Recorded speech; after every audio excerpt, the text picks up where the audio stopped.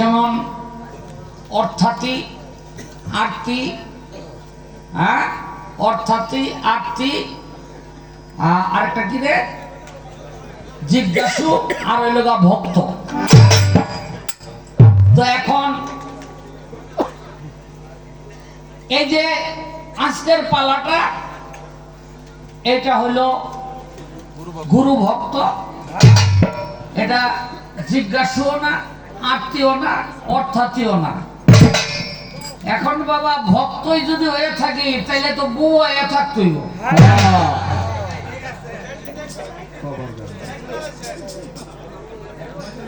নাকি একবারে।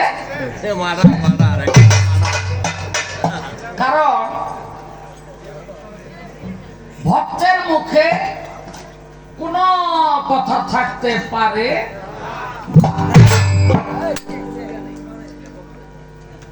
তো শুনছি এক স্যামরাই বলে গুরু দাওয়াত দিয়ে বাচ্চা নিছে।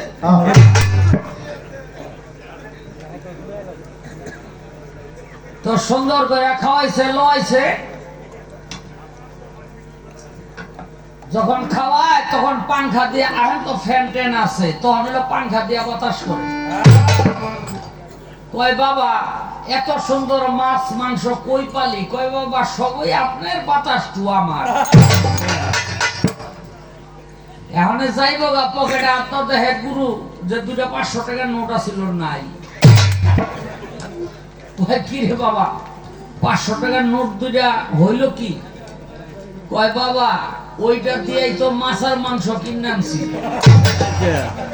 আমি না খাওয়ানোর সময় কইলাম সবই আপনার, আমার খালি বাতাস। আজকে আমার কোনো কথা নাই, সবই গুরুর, আমি খালি বাতাস করব। দেখেন এই যে আমরা সবাই সুন্দর একটা দেহ পাইছি, চোখ পাইছি, নাক পাইছি, মুখ পাইছি, দাঁত পাইছি, কান পাইছি, নাকি হাত পাইছি, পা পাইছি, সমস্ত অঙ্গ প্রত্যঙ্গ পাইছি। এই যে পাওয়ার পর কই থেকে পাইলাম, কে দিল, একটা বারো নিজের জিজ্ঞেস করি নাই। একটা বারো নিজের জিজ্ঞেস করি নাই যে এত সুন্দর করে কে বানাইলো। একটা ঘর খামাখা এক জায়গায় ওঠে না, কেউ না কেউ তারে সৃষ্টি করেছে। তো আজকে আপনাদের সবার হইয়া আমি আমার গুরুরে 2 কথা জিজ্ঞেস করুন। আমার ভক্তের ভক্তি ঠিক রাখা, ভক্তিতে নজর হবে না। হ্যাঁ দেখেন এই যে দেহটা বানাইছে, এই দেহটা তৈরি হয়েছে আগুন, পানি, বাতাস, মাটি, নুড়ি। কি পঞ্চচিজ, এই 5টা চিজ হইল মৌলিক পদার্থ। আগুন, পানি, বাতাস, মাটি, নূর। এখন আমার গুরুর কাছে আমার একটু জানবার বিষয়, তোর তো দেহ বড় ইঞ্জিন ছোট, যখন মিউজিক বাজাইলাম তখন যাবি না?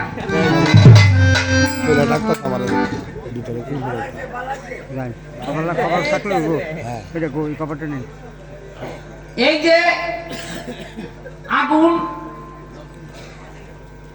আমি জানতে চাই আগুনের উৎপত্তি কই থেকে। আপনি আটা বানাইছেন, রুটি বানাইছেন আটা দিয়া, আটা রুটি কই থেকে আইছে? আটার থেকে। আটা কই থেকে আইছে? গমের থেকে, তাই না? প্রত্যেকটা জিনিসেরই কিন্তু যৌগিক পদার্থের একটা মৌলিক পদার্থ আছে। তো আমি জানতে চাই এই মাটি সৃষ্টি করছে কি দিয়া? পানি সৃষ্টি করছে কি দিয়া? এই বাতাস সৃষ্টি করছে কি দিয়া? এই আগুন সৃষ্টি করছে কি দিয়া? আর নূর সৃষ্টি করছে কি দিয়া? আজকে এই যে ভক্তি ভক্তি এইটা তো দেহ থেকেই উৎপত্তি হয়। কি দেহ থেকে উৎপত্তি হয় না, নাকি অন্য জায়গাতে আলাদা করে আনতে হয়? হ্যাঁ, দেহ থেকে উৎপত্তি হয়। আমি জানতে চাই, আগুন, পানি, বাতাস, মাটি, নূর, এই পঞ্চ চিজের মধ্যে কোন চিজ থেকে উৎপত্তি হয়? ভক্তি।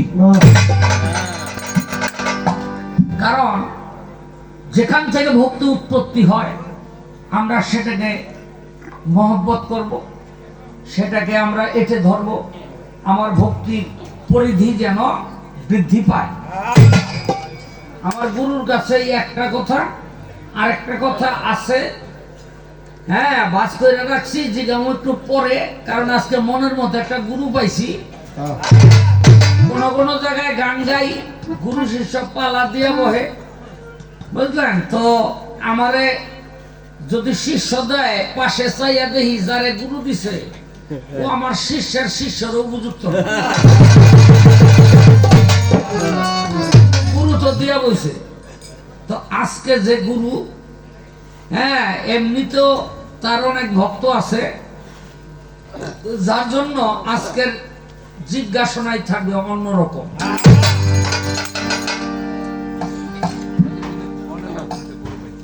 মনের মতো না, মনের মতো হইলে তো আমি নিজেই মুড়ি দিই।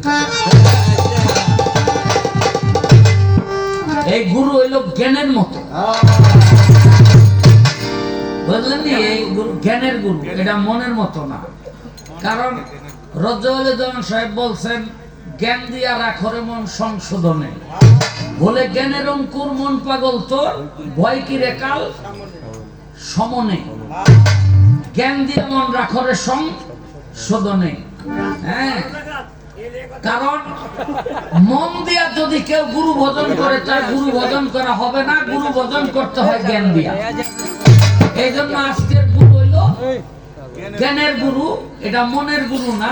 কারণ আমার মতো মানুষ ওই জ্ঞানও নাই, আর তারে ভজন করার সামর্থ্য নাই। যদি মনের মতো হইতো তাইলে আমি ভজন করে রাখলাইতাম, কারণ লুবি গুরুর কামুক শিষ্য।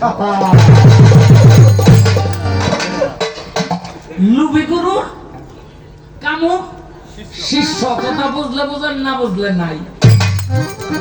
একটা গান গাইয়া লই আগে। এই শালা ভাই, কি ব্যাপারটা কি? এটা কি আপনার চার দোকান? কোন আপনি? না, আমি তো বাদ দেব না, কিন্তু এই যারা বিয়া করছে এই বেটি সুখী না। দেহাটা নীতি কাজে লাগে।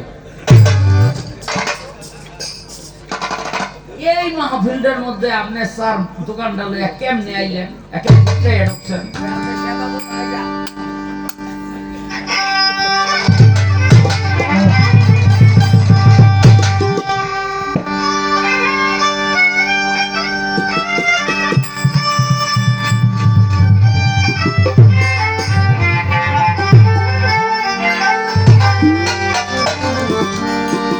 আসল কথার ঠিকই পাই না,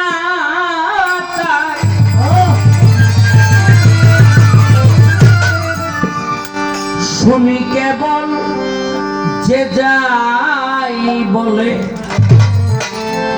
গুরু তোমায় জানতে গিয়ে পড়েছি আজ বিষম বলে।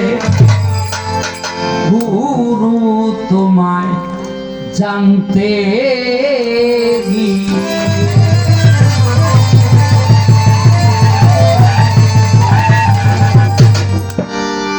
পুরাণে কয় এরূপ সেরূপ,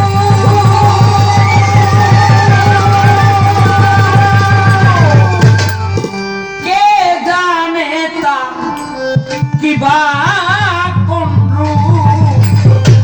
পুরাণে কয়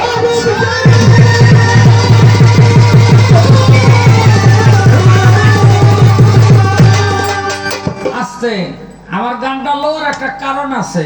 আজকের গান অন্যের মতো না, আজকের গান থাকবো অনেক উপরে। এই যে দেখেন, একটা ছেলে মনে করেন 20 বছর বয়সে এক পীরের কাছে এসব বায়াত হইছে। কথা ভালো করে খেয়াল করে শুনবেন। এখন যখন 20 বছরের একটা ছেলে পীরের কাছে এসব বায়াত হইছে, ওই ছেলে বায়াত হওয়ার 3-4 দিন পর মারা গেছে।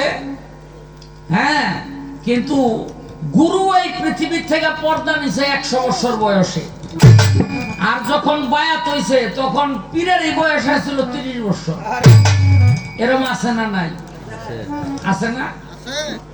যখন ওই ছেলেটা বায়াত হইছে তখন গুরুর গঠন প্রণালী ছিল একরকম, আকৃতি প্রকৃতি ছিল একরকম। আর যখন গুরু পর্দা নিছে তখন তার আকৃতি প্রকৃতি আরেক রকম। 30 বছর আর 100 বছর দেখতে কি একরকম দেখাইবো? দেখাইবো?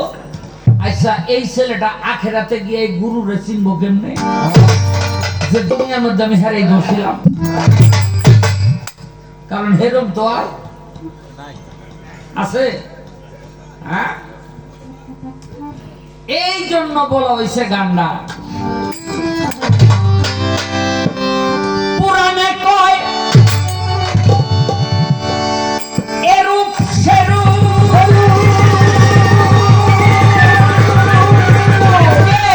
জানে তা কিবা কোন রূপ, বেদান্তে কয় অপরূপ স্বরূপ, বেদান্তে কয় অপরূপ স্বরূপ, বেদান্তে কয় অপরূপ স্বরূপ, ঘটে ঘটে সর্ব গুরু তোমায় জানতে গিয়ে করেছি আদি বিশ্ব, গুরু তোমায় জানতে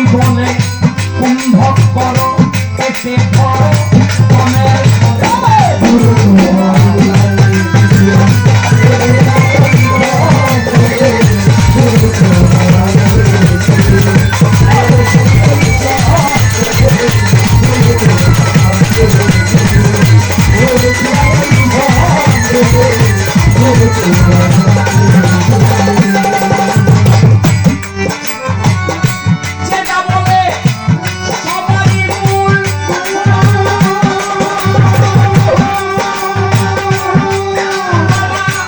একে ব্রহ্ম সূক্ষ্ম স্থূল যেটা বলে সবারই